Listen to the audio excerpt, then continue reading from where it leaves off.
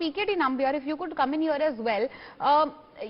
Many panelists here suggesting that why even probe this history. Many, of course, are also saying how does it even matter in today's time and age? But it does matter because we need to reflect at our history. We need to be aware of cultural infractions which have been perpetrated on the Hindus as well, and what's really wrong in that. As of now, the argument is not for the titleship. If women want greater access to the mosque, to begin with, what's wrong in that? And if the petitioners are saying that in the wuzu area they believe it is a shivling, it could possibly be a fountain, nobody knows as of now, but if there is a possibility of the same, what's wrong if a small wuzu area has been sealed?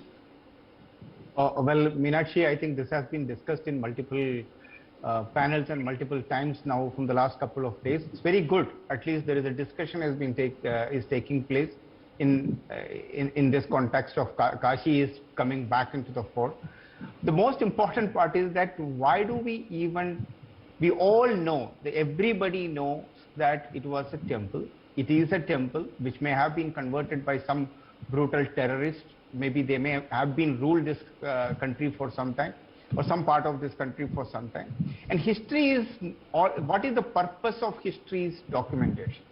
Is to learn and correct all those wrongs which have been done in the past. If you are not able to correct it, that means this generation is really not doing justifying themselves.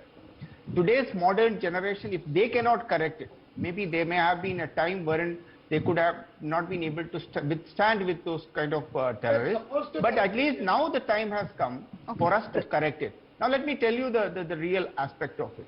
It is not about a mandir or a masjid. It's all very well known to that. Even it goes back to the 8th century. That is like a Skanda Purana. That is also a history that it is as old as even in the 8th century, which was talking about the Kashi. And Kashi was the most spiritual and one of the oldest cities of this in this world. And in that kind of a place, which is one of the most sacred places for Hindus, why there are thousands and millions of masjids have been created in this country after the after 1947. Forget about the before that time.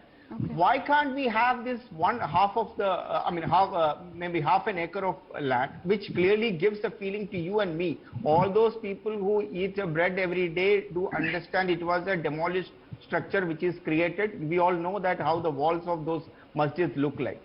The people who are the Muslims are traditionally being told that they don't believe in idol worship, and why do they require to go to a place which they call themselves as a masjid, where there are idols? Forget about the shivling, even the entire walls of those masjid is full of the god and goddesses and those kind of a statue. Then why idols? Why do you want it to? Why can't the Muslim brothers today at least say that yes, some of the people who have made a biggest crime to our civilization, forget about the Hindus, our civilization, it's the time for them to correct it. And it's a golden opportunity. Why are they just trying to stand? Feroz Ahmed, would you like to come in here?